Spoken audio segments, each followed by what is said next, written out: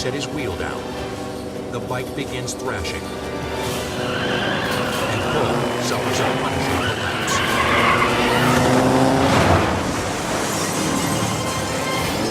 The force of the collision is so strong, it obliterates the trunk. So his friend Vince can only imagine what the impact did to Paul. His helmet cam still rolling, Vince races to check on his fallen buddy. But Paul is non-responsive. His eyes roll back in his head. Just as Vince fears the worst, a good sign. The battered man lets out a gut-wrenching moan. Paul suffers broken ribs, a broken nose, and 2 broken hands. If not for his heavy protective gear, he wouldn't have pulled through.